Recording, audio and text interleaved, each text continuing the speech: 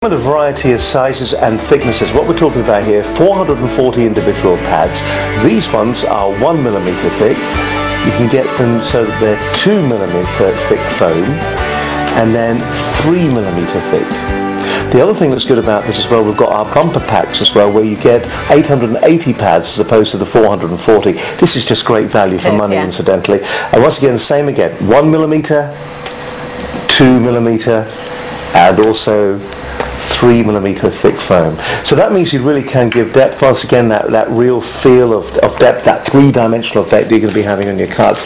And when you go into the shop, when you go into your local retailer, that's what you're looking out for. You're looking out for that. If you see that hanging up, that's what you want, the craft foam pads. Let's see what we can do with them.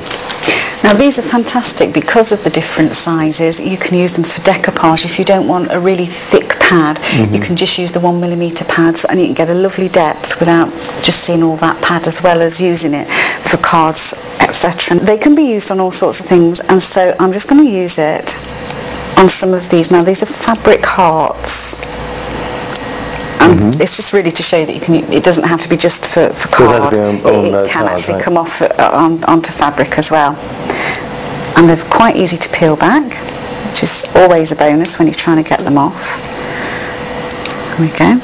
If you've used other pads in the past and you find yourself battling, the other thing that you may see on some of the cheaper pads is that the actual pad itself will split in half.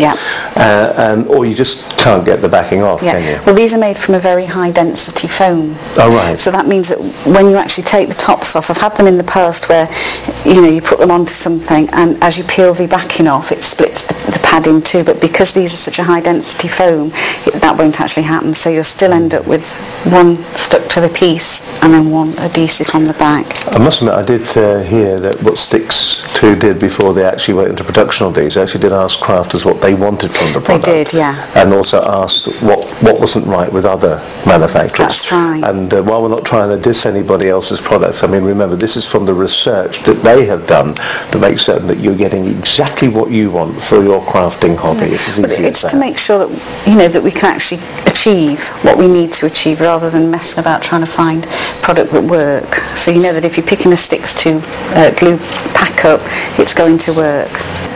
Okay, so they're the pads. Don't forget as well the transfer tape pens as well that you're going to be finding in the stores. You've got the two, you've got the permanent, which is going to be great. As you can see there, a little bit of layering as well. You've also got the removable transfer pen, particularly if it's going to be something that's going to be flat that you're going to be putting on, perhaps maybe a certificate or something like that. There's the removable. You can always recognise that one because it's in the green colour, and there you've got the blue one, which is, there's the blue pen, the permanent. Remember, not a lot of pressure, it'll do the job for you. Don't have to think about it. You're just finishing off here, aren't you? Because you can do a little bit more, aren't you? I was just using the foam squares again and just taking the top off so it's sticky and just pop some foil onto it.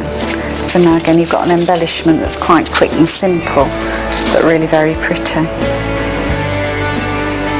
Sticking to anything, we hope you stick with us here. We've got another great project for you.